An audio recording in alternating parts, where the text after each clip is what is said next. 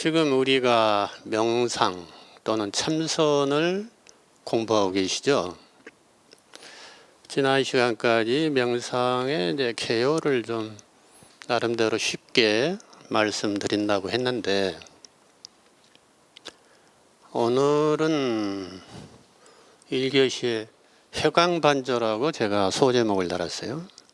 회광반조는 한자로 저렇게 씁니다. 선회하다 할 때 회, 방향을 선회한다 할 때 회자가 저 회자입니다. 방향을 바꾼다, 돌이킨다 이런 식. 정반대로 방향을 돌린다는 이런 뜻이죠. 광은 빛광자고 빛을 되돌린다. 반조, 반은 손바닥을 뒤집는다 이런 뜻이에요. 반, 손바닥을 뒤집는다. 조는 비춘다, 빛을 비추어 본다 할 때, 조견할 때, 반야신경에서 조견 오온 개공 들어보셨죠? 조견, 비추어 본다 이런 뜻이에요. 그러니까 빛을 되돌려서 비추어 본다. 다시 말해서 우리는 빛을 밖으로 쏴서 이렇게 서치라이트처럼 외부 대상을 바라보는 데 익숙해 있었는데, 그 빛을 안으로 거두어서 자기의 내면을 바라본다 이런 뜻입니다. 쉽게 말해서 회광반조라는 것은 내면은, 다시 말해서 세상을 둘로 나누면, 제가 힌트를 드렸는데 세상을 한번 둘로 나눠 보실까요? 둘로.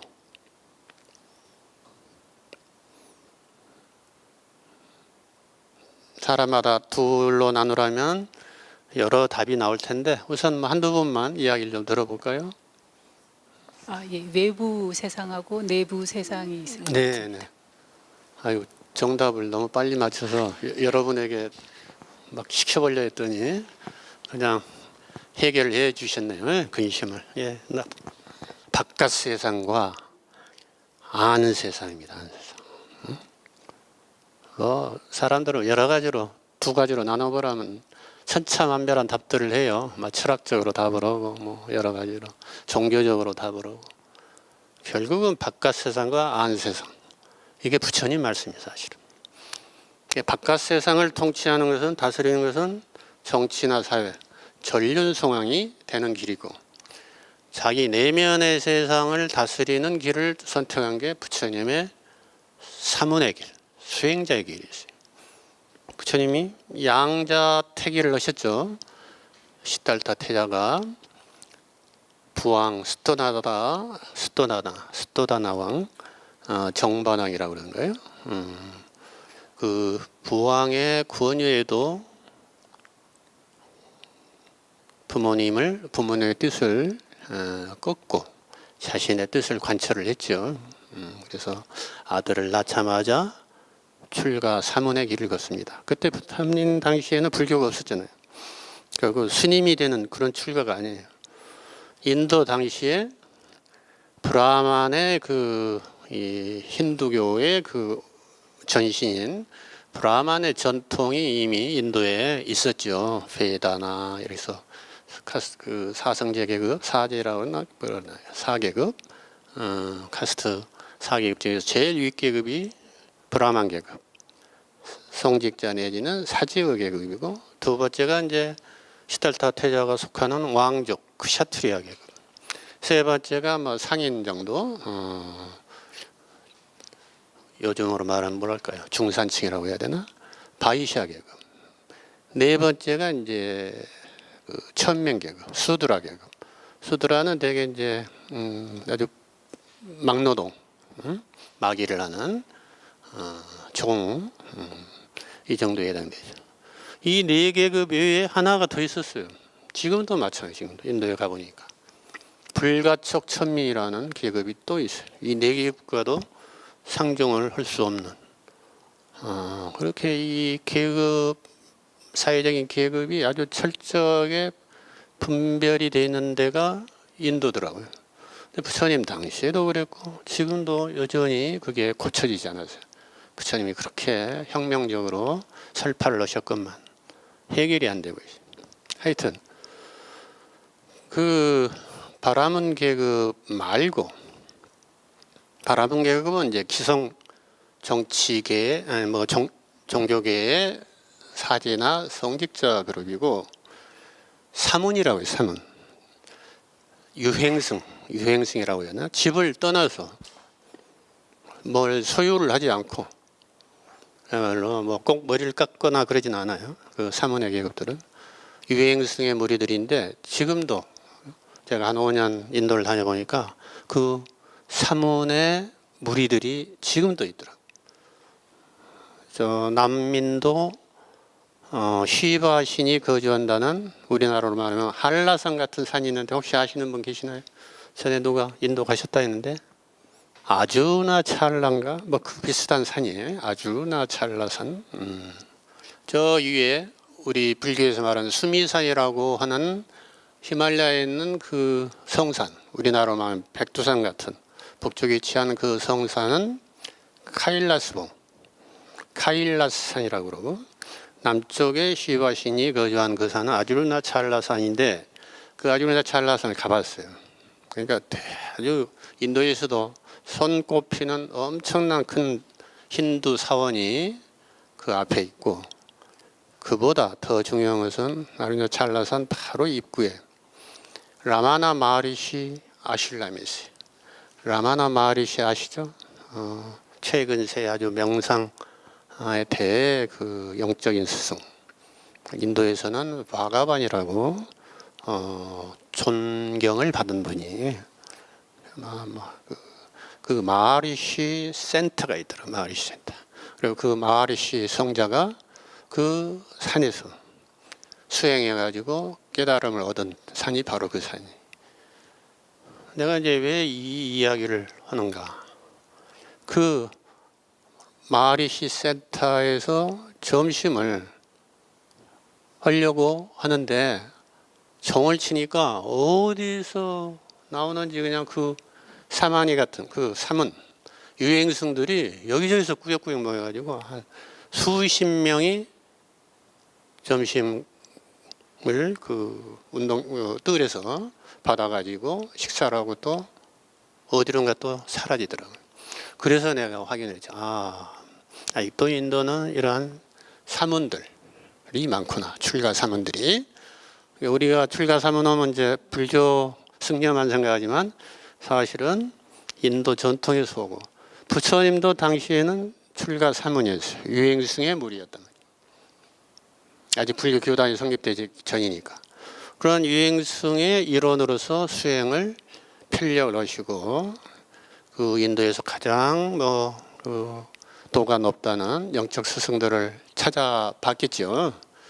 궁 안에서 베다나 브라마니즘을 그 교리나 이런 것은 충분히 숙지하고 정통에 이런저런 정통에 있는 시달타 태자니까 구체적으로 이제 그 스승을 만나서 그 스승 밑에서 명상 수행을 해가지고 그분들의 경지에 도달하면 내 문제가 해결되지 않을까.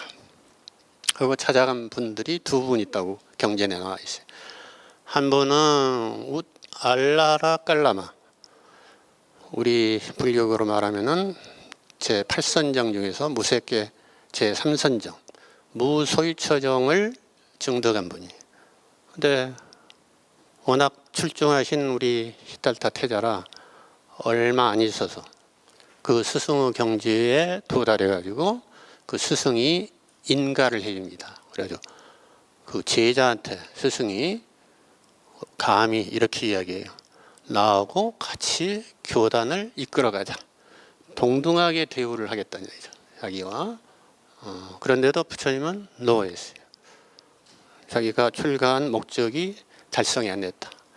궁극적인 깨달음이 왔다고 자기는 인정을 못 하겠다 이거죠. 그래서 이것보다 더 나은 또 수행이 있나 하고 찾아간 게 다음으로 찾아간 영적 스승이 누가 아십니까? 아까 알라라 깔라마라 했죠. 두 번째가 우타카 라마푸타인가 그럴 거예요. 라마푸타.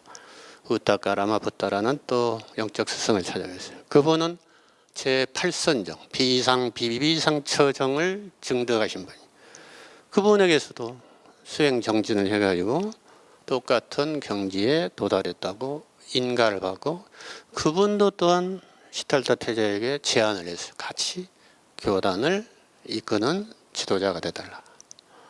근데 역시 부처님은 그거 가지고는 비상처정 가지고는 자신에게 궁극적인 암과 범이 생기지 않았다고 수리를 하셨어요.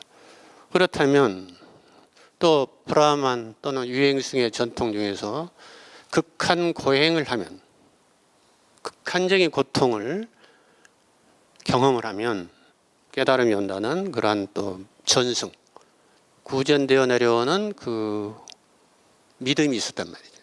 그래서 극한 고통을 해보기로 결심을 해요. 그래서 이제 장소를 잘 찾아봤죠. 그러니까 지금 네란자라 강가에 가야라는 마을 근처에 숲이 아주 강도 가깝고 공양을 받기도 쉬운 마을이 그 옆에 있고 조용하고 쾌적하다 해서 거기에 자리를 잡으십니다. 그래가지고 극한 고행에 들어가요. 대표적인 두 가지가 경전이 나와요. 맞지마니까요. 중화암경에 보면은 하나는 호흡을 극도로 쉬지 않는 호흡을 참아버리는 극한으로 참아버리니까 뭐 귀가 뭐 찢어지는 것 같고 온몸에서 그냥 뭐 불기운이 솟아오고 뭐 창자가 찢어지는 것 같고 여러 가지 극한의 고통을 겪으면서도 더 숨을 길게 참고 해서 극한의 이제 호흡 절식 수행을 하셨다고 되어 있어요. 그런데도 특별한 깨달음이 오지 않으니까 그렇다면 이제는 내가 아예 금식을 해볼게. 아예 먹지를 말아버리자. 그러니까 이제 천신들이 와서 만류를 했다고 경전에 나와요. 천신들이 당신이 굶어 죽으면 안 되니까 우리가 털구멍으로 하늘에 음료를 제공해서 당신을 살리겠다. 그러겠느냐? 그러니까 그것도 거절해요.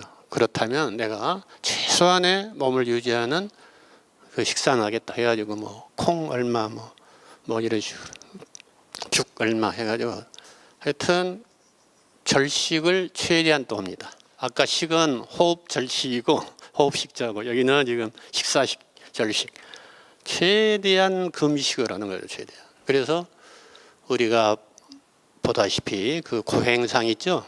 완전히 철골만 남은 그 뼈다구만한 해골 같은 부처님 상 있잖아요. 그러한 모습이 될 때까지 극한 금식 절식을 하셨다고 되어 있어요. 그래서 창자가 등뼈에 붙고 등뼈를 만지면 창자가 만져지고 이런 표현이 경전에 나오는데 그 정도로 해서 완전히 겉에서 보면 고목나무 같이 고목나무처럼 되는 그런 극한 고통을 수련하는 고행을 했어요. 그런데 그렇게 해서도 깨달음이 오지 않았다고 되었습니다. 그래서 이렇게 해서는 안 되겠다. 그리고 이제 고행을 중지하기로 마음먹고 다시 네란자라 강에서 목욕을 하고 마을의 처녀 수자타라는 처녀로부터 유미죽을 공양을 받으면서 심신을 해보겠다. 이런 이제 경전에 나오는 거예요. 심신을 어느 정도 해보건 다음에 가야 마을의 한 곳 부두가야라는 지금은 붓다가야라고 되어 있죠. 거기에 보리탑이 있어요. 부처님이 거기서 정각을 이루셨기 때문에 성도를 했기 때문에 그걸 기념한 큰 탑 모양의 어떤 사찰이죠. 템플이죠. 사실은 템플. 그 대보리탑이 있는 그 자리에서 보리성구로 밑에서 정자를 하고 이제 내가 태자 시절에 농경제를 지내던 어느 날 내가 고요히 사색에 잠겼을 때 왜 생로병사가 무엇 때문에 우리는 겪어야만 하는가? 인간은 이 생로병사는 어디서 비롯되는가? 이러한 사유를 했는데 그 사유를 진행해 보면 어떨까라는 생각이 떠올랐다고 되어 있습니다. 경전에 분명히 그렇게 나옵니다. 그리고 이 사유를 계속해 보자. 그때는 태자 시절에는 한계가 있었는데 이제 모든 선정 수행도 겪었고 모든 극한 고행의 수행도 겪은 이제 준비가 된 상태에서 다시 한번 그 사유를 진행해 보기로 결심을 합니다. 그래서 초등한 게 뭐라 그러죠? 궁극적인 암과 봄. 부처님이 깨달은 진리가 뭐라 그러죠? 저 시간에 영기법. 영기의 이치를 깨달으신 거예요. 그것이 이제 도식화된 게 12영기죠.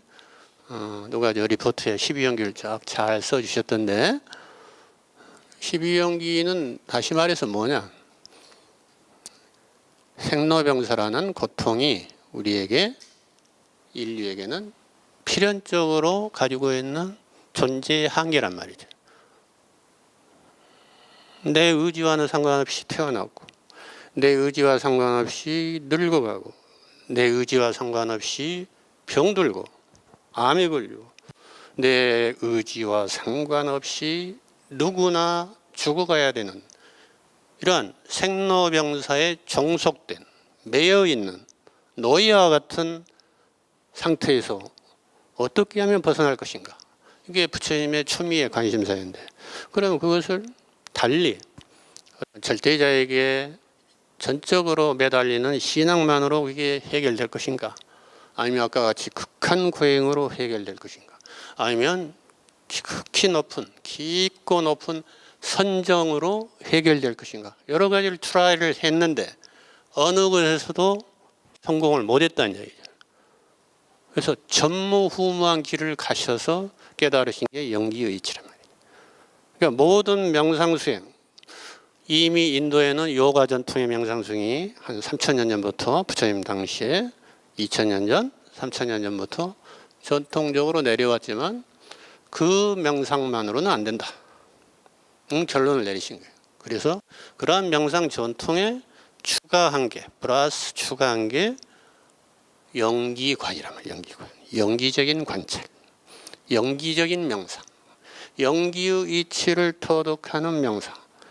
이것이 불교의 고유한 다른 명상 유파에서는 찾아볼 수 없는 불교라고 할 만한 이것 아니면 불교라고 할 수 없는 다른 종교와 다 동일한 그 특징, 구별될 수 있는 특징이 바로 영기관이란 말이에요. 제가 그래서 첫 시간부터 계속 영기관을 거론하고 있는 거예요. 영기관이 뭐냐? 우리가 항상 생각할 때 많은 분들이 명상을 하면은 눈만 감으면 머릿속이 복잡하고 마음이 그냥 바글바글 끓고 조용하지가 않고 그 검객이 일도양단해서 잡념들을 제거하려고 해서 그 잡념이 더 기승을 해서 온 방안이 온 마음 방안이 파리로 잡념의 파리로 가득하는 것처럼 앵앵된단 말이에요. 그러니까 그 잡념만 없으면 도를 이룰 것 같고 깨달음에 도달한 거 아닌가. 그래서 무념무상이 최고의 목표예요. 대부분의 명상이 그렇지 않습니까? 그렇게 생각해 오시지 않았나요? 근데 부처님의 말씀은 전혀 다르죠. 부처님이 깨달은 것은 사유를 통해서 영기의 이치를 관하고 그 고통이 생로병사라는 고통이 무엇에 의해서 비롯됐는가 역관을 한다. 역관이라고 내가 썼나요? 안 썼나요? 뒤에 이것이 제가 말씀을 드릴 겁니다. 역관을 통해서 무명이 도달했다. 아, 무명이 최초의 원인이구나. 무명이 사라지면 어둠이 사라지면 그 다음에 순관, 순차적으로 다음 단계가 멸하는구나. 이게 순관 역관 그렇죠. 자, 오늘 또 이 정도만 또 부처님의 깨달음의 과정을 이야기하고 우리가 갈 길이 기니까 또 서서히 세세한 이야기를 시간마다 좀 추가를 하겠습니다. 자, 오늘은 남학회양선사의 이야기를 하려고 합니다. 이제 남학회양선사는 육조 해능대사는 여러분이 잘 아시죠? 그분의 상수제자예요. 육조 해능대사는 초조 달마대사의 5대 법선이죠. 남학회양선사가 그 밑에 마조도일이라는 젊은 출중한 제자를 거뒀어요. 그래가지고 마조도일이 굉장히 열심히 명상수행, 참선수행을 정진을 합니다. 그래서 앉은 자리에서 부동으로 움직이지 않고 다른 어떤 제자들보다 훌륭하게 참선수행을 하지요. 근데 어느 날 스승 남학회양이 그 마조도일 제자 방문 앞에서 숫돌에 기와장을 갈기 시작합니다. 득득 득득 틈만 나면 와서 하루 종일 가니까 마조도일이 처음에는 그런 외부의 어떠한 소음에도 상관하지 않고 자기는 움직이지 않고 정자 참선하리라 이렇게 맹세를 했기 때문에 잘 참았죠. 잘 참고 전혀 내색도 안 하고 전혀 뭐 영향을 받지 않는 것처럼 수행을 잘 했는데 어느 날은 드디어 이제 참을 수가 없어서 스승이 저렇게 하는 것은 나를 방해하기 위해서가 아닐 텐데 왜 그럴까 이런 이제 의문이 생겼겠죠. 그래서 이제 좌선을 풀고 스승께 내려가서 여쭤봤겠죠. 방 안에서 지가 건방지게 좌선하고 앉으면서 스승에게 물어보진 않았겠죠. 성가 어록에는 그런 얘기 안 나오지만 저는 이제 그림이 딱 보이니까 일어나서 풀고 스승께 이제 합장 공경하고 여쭤봤겠죠. 스승님 지금 뭐 하고 계십니까? 하고 조심스럽게 물어봤겠죠. 아이 놈아 보면 모르냐 내가 기와를 갈고 있잖느냐. 기와를 갈아서 뭐 하시게요?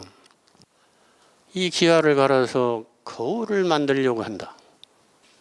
아니 스승님 어떻게 기와를 갈아서 아무리 갈아도 그게 거울이 되겠습니까? 내끼는 네가 바로 그와 같다.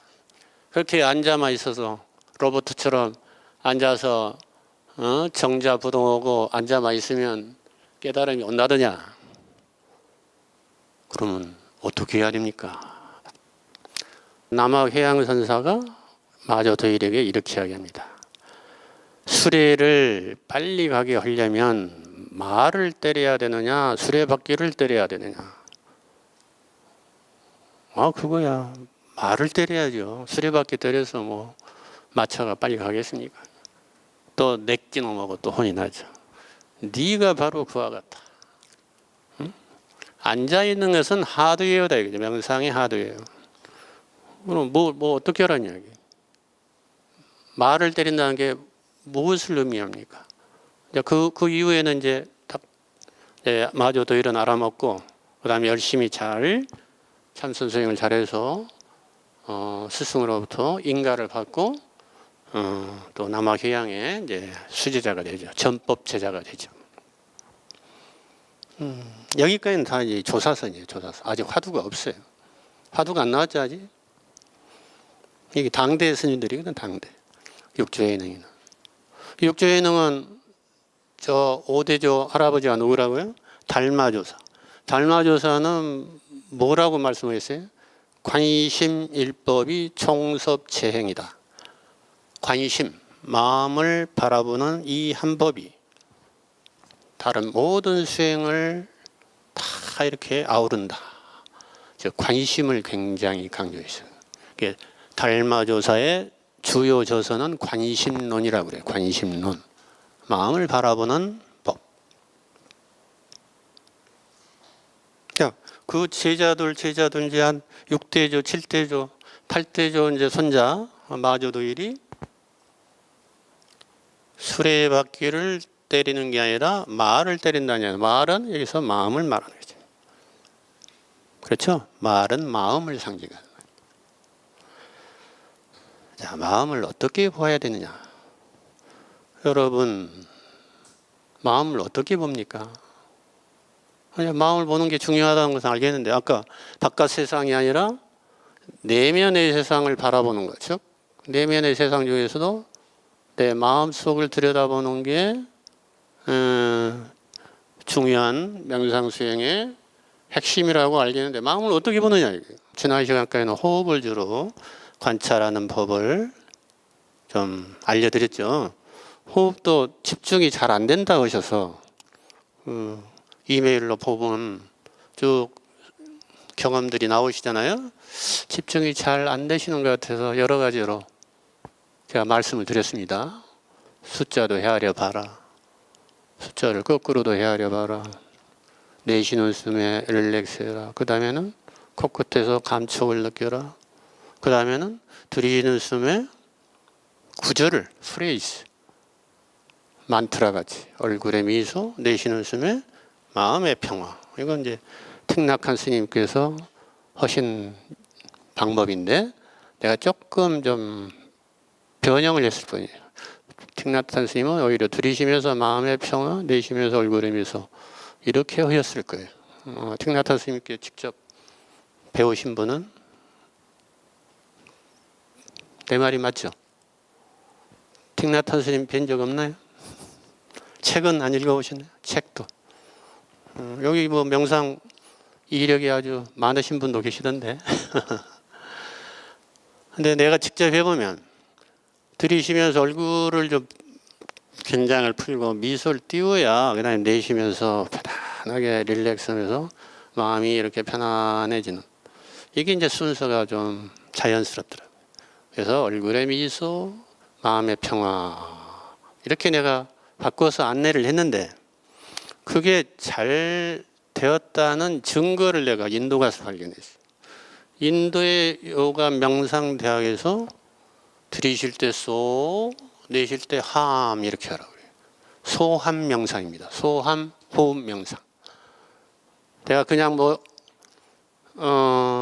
명상 방법을 호흡 명상 방법을 알려드릴 때 내 임의로 막 한 게 아니에요. 다 근거가 있고 배웠고 제가 검증을 해서 도움이 됐기 때문에 여러분에게 몇 가지를 안내해 드렸고 거기서 여러분이 하나를 선택해서 가장 자기에게 맞는 내가 가장 호흡에 집중이 잘 되는 것을 하나 선택해서 그걸 꾸준히 반복해서 연습하셔야 돼요.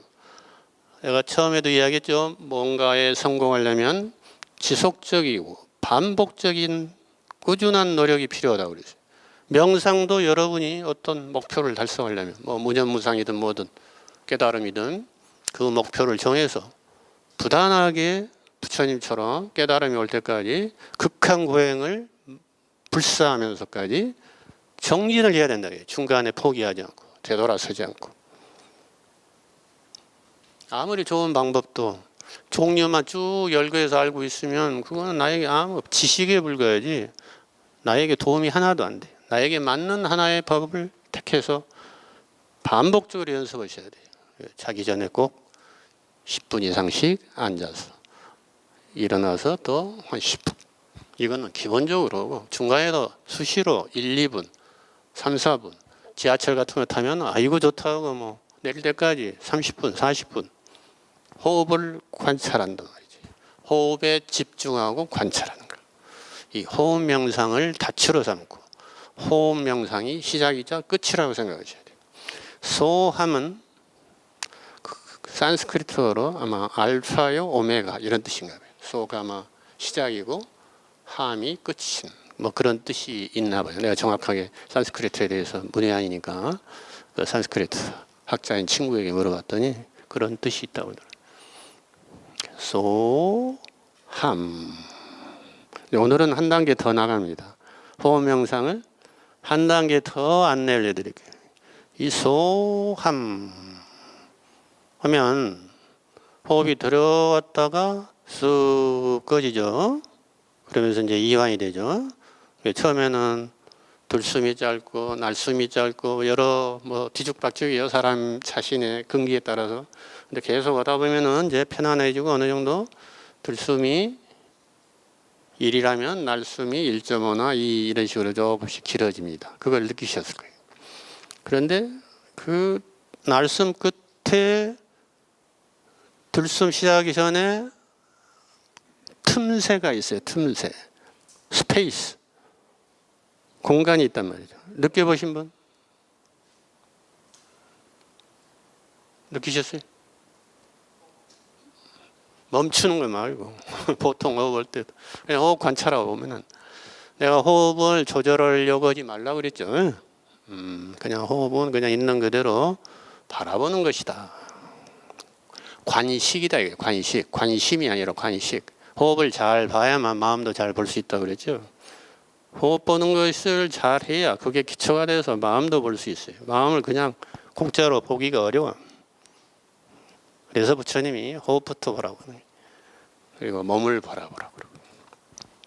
몸 중에서 가장 두드러진 게 호흡이란 말이에요. 앉아서 있을 때. 그 다음에 감각을 바라보고. 이렇게 순서가 있어요. 순서가. 수행에 순서가 있다는 이야기입니다. 차제가 있어요. 그거는 그냥 단순한 이론이 아니라 해보면 그렇게 단계가 설정될 수밖에 없어요. 체험적인 단계란 말이에요. 체험적인. 수행은 이론이 아니라 명상은 체험지. 처음에도 말했지만 디렉트 날리지. 자기가 직접적으로 몸으로 부딪혀서 경험해서 하나씩 하나씩 터득해 가는 그러한 직접적인 알을 쌓아나가는 것입니다. 아시겠지요? 뭐 이론적으로 머리가 좋아서 뭐 연기관을 뭐 터득하고 뭐 이론적으로 12연기를 교리적으로 완전히 이해하면은 깨닫는다.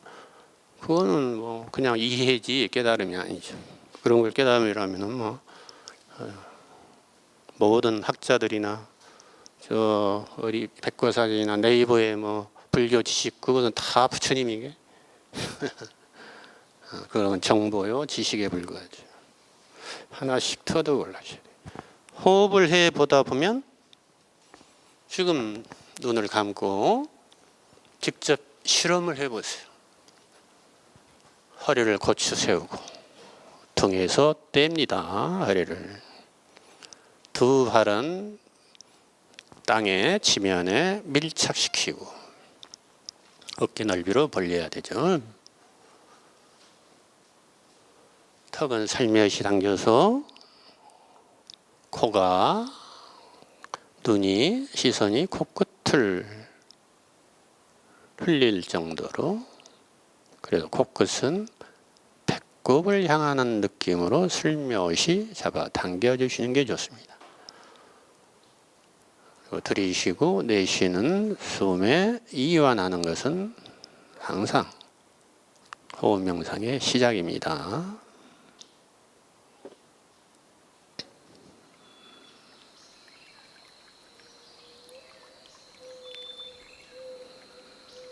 이완을 하면서 들숨과 날숨을 잘 관찰해 보십시오.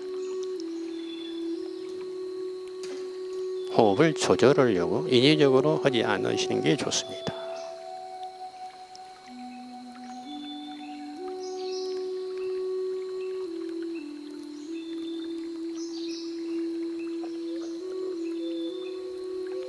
호흡이 어느 정도 편안해질 때까지 날숨의 이완을 긴장을 푸는 연습을 계속 하십시오.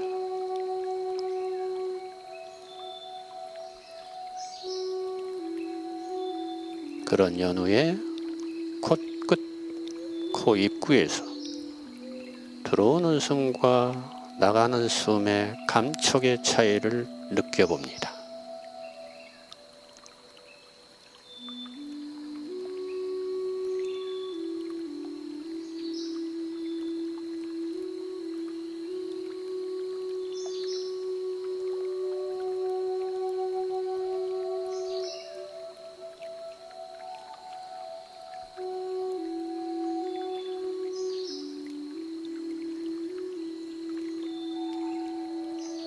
감촉의 차이를 어느 정도 느끼셨으면 이제 자연스러운 호흡으로 호흡을 내려놓고 그저 호흡을 바라보십시오.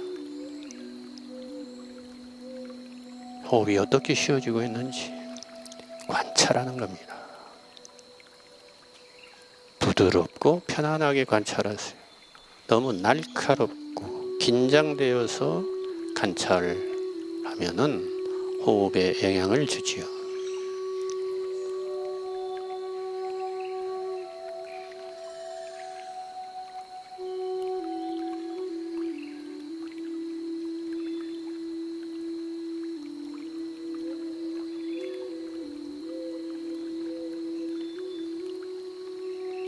들숨과 날숨 또는 날숨과 들숨의 사이의 간격, 틈새, 공간을 느낄 수 있을 때까지 한번 호흡을 바라봅니다.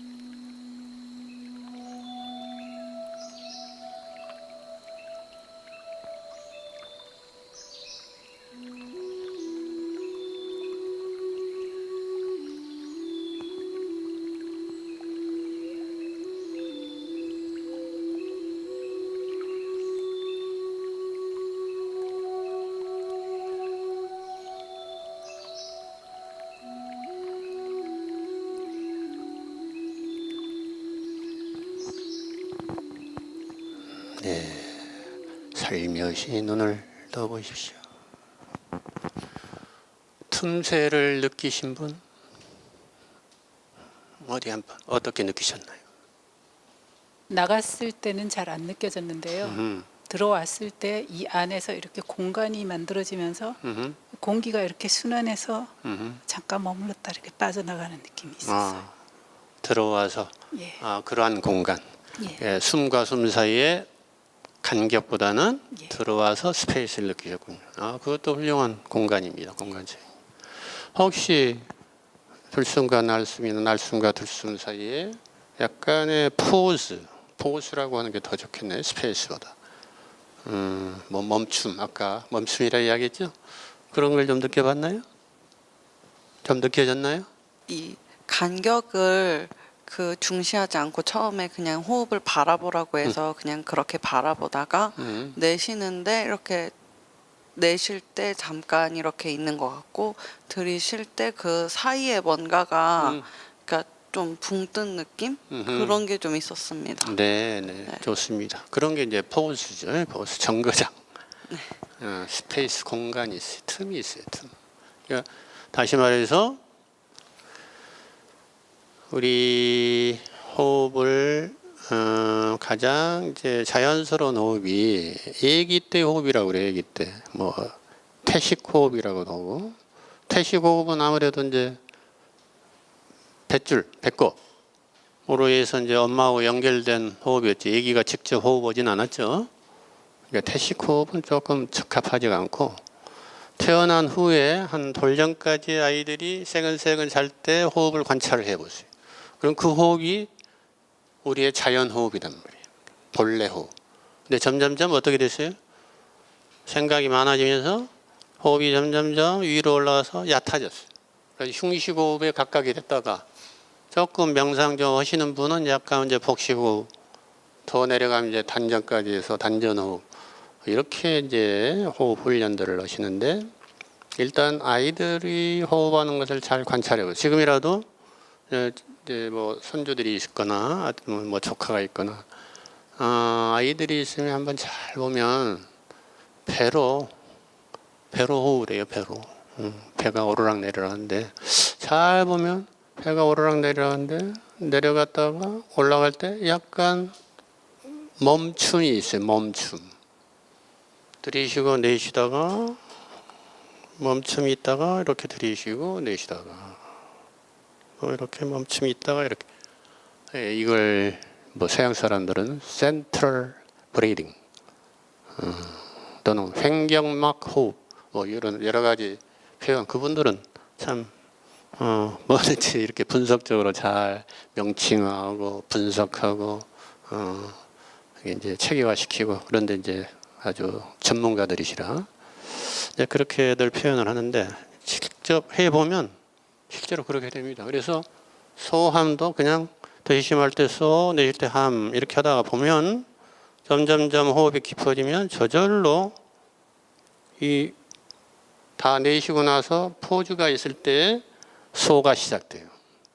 그러니까 아직 들이쉬기 전인데 소, 함, 소함, 소함 이런 식이 된다는 얘기. 이해가 되십니까? 포주 때 소를 붙이기 시작한다는 얘기.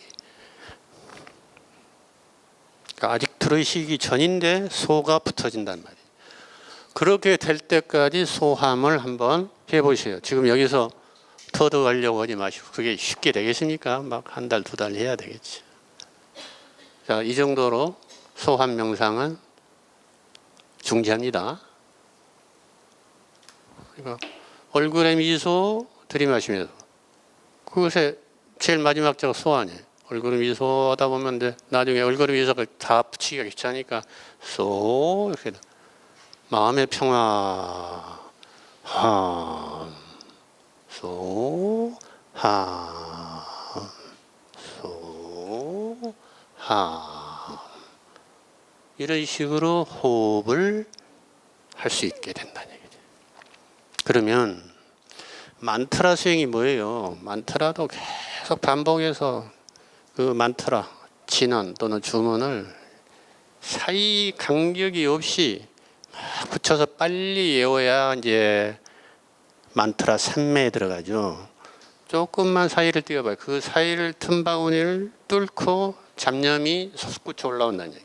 호흡을 해보면 여러분이 호흡과 호흡 사이에 바로 끼어드는 게 잡념 생각이야. 내가 의도하지 않은 밑에서부터 올라오는 우리의 잠재의식에서 올라오는 잡념과 생각이 호흡과 호흡 사이로 끼고 들어와서 호흡을 관찰을 끊어버리는 거예요.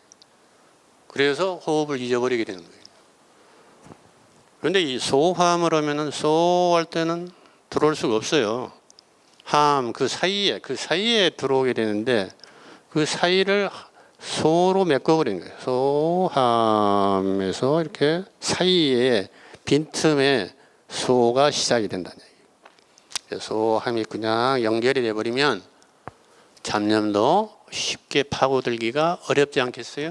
이론적으로. 실제로 해보면 또 그 조그만 틈. 요새 내가 47층 이렇게 높은 데서 사는데 모기가 그냥 밤에 달려가지고 잠을 몇 번 깼어요. 보니까 그 방충망이 그 어떻게 손상이 돼가지고 틈새가 조금 있는데 비가 오는데도 거기를 뚫고 올라와서 그 틈새로 모기가 침범을 했더라. 무슨 말이에요? 그렇게 초밀초밀한 방충망의 높은 고층에 있어도 모기는 침범한다. 잡념은 침범한다. 잡념은 솟구쳐 올라온다. 그렇게 잡념이 해결하기가 어렵습니다. 자, 오늘은 마음을 관찰하는 명상으로 약간 진입을 하는데 마음을 관찰하려면 마음이 뭐와 뭘로 이루어졌나요? 한 두 가지만 이야기해 보실까요? 마음도 수 없는 마음이 많은데 마음에는 그 생각, 감각, 느낌, 감정 이런 것이 있다고 생각합니다. 네네. 생각, 감각, 느낌, 감정. 생각과 한마디로 감정 이 두 가지로 대별할 수가 있게. 느낌, 감각, 감정은 좀 비슷하죠? 느낌과 감각의 차이는 뭐죠? 이렇게 말씀을 드리기는 조금 어렵고요. 이렇게 감각이라는 거는 이게 뭔가 이렇게 접촉을 하게 되면 그걸 느낌이라고 볼 수도 있는데 예. 정확하게는 모르겠습니다. 예. 감각과 감정의 차이는? 감각은 이제 접촉하는 그런 느낌이 되는 게 이제 감각이라고 하고 이제 감정은 그 기분이 이제 기분. 뭐 예. 좋거나 나쁘거나 그 정도면 훌륭합니다. 감각은 접촉하는 뭐가 있고 감정은 기분과 같다. 거의 뭐 정답을. 그러니까 느낌이라고 이제 불교에서는 감정이라고 안 하고 이제 느낌이라고 했어요. 수. 여기 고행과 수행도 오신 분이 있다고 들었는데 고행과에는 그 수념처를 굉장히 강조하죠. 수. 12연기에서 또 수가 있죠. 육입, 연, 수. 6개의 감각기관이 인식이 되면 경험이 되면 촉이라고 그래요. 촉. 6개 감각기관이 한데 어우러지면 무엇과 대상과 한데 어우러지면은 식이 발생해. 육근, 육경, 육식이 발생해. 그럴 때 그걸 촉이라고 그래. 촉. 경험. 이 경험하게 되면 반드시 발생하는 게 촉견수, 느낌이 발생해. 이때 이 수는 상당히 이제 감각적인 수입니다. 감각이라면은 센세이션, 감정하면은 필링. 센세이션은 좀 육체적인 느낌이고, 필링하면 정신적인 느낌이죠. 그죠? 느낌 속에 두 가지예요. 육체적인 측면과 정신적인 측면인데, 육체적인 측면을 감각이라고 그러고, 정신적인 측면은 감정이라고 한다. 이렇게 쉽게 우리가 구별을 하시죠. 자, 그래서 생각과 감정, 이 두 가지를 잘 봐야 돼. 어떤 사건을 경험하면 볼 때, 들을 때, 하여튼 6개의 감형으로 뭔가를 외부 대상과 접촉을 해가지고 경험이 일어난다면, 어떤 사건이 경험이 돼요. 그럴 때 반드시 발생하는 게 느낌이 있단 말이에요. 느낌. 그 느낌이 좋은 느낌이냐 싫은 느낌이냐에 따라서 천차만별한 경험의 파생이 생겨요. 그리고 거기에서 판단과 분별과 어떤 신념들이 생겨요. 아, 좋은 느낌에 대해서는 이러이러하다. 싫은 느낌, 싫은 경험에 대해서는 이러이러하다. 이런 식으로 분별을 하기 시작해요. 그런 게 이제 기억이 돼요. 그것이 다음 경험할 때 투영이 돼요. 그래서 또 이게 또 왜곡되고 막 부풀려지고 해서 여러 가지 같은 것을 보고 듣는데 사람마다 달리 그 왜곡되고 투영하는 게 각각 달라지는 거예요. 경험이 달라져, 경험이. 그래서 사실 그대로 사건을 있는 그대로 보지 못하고 왜곡하고 부풀려서 우리는 지각하고 인지하고 경험한다는 얘기예요. 그래서 여실직연하지 못한다. 자기가 보고 싶은 대로 본다. 듣고 싶은 대로 듣는다. 이런 말이 파생하는 거예요. 네, 명상은 그런 것을 주관적인 왜곡을 싹 걷어치워서 있는 그대로 육군, 육경, 육식이 딱 이룰 때 그 상태 그대로 바라볼 수 있도록 다시 환원하는 과정이 어떻게 보면 명상승이라고 할 수도 있습니다. 자, 여기까지. 일단 마음을 본다 할 때는 우선은 생각을 볼 수 있어야 되고 그 생각 속에 함장되어 있는 감정까지도 볼 수 있어야 된다.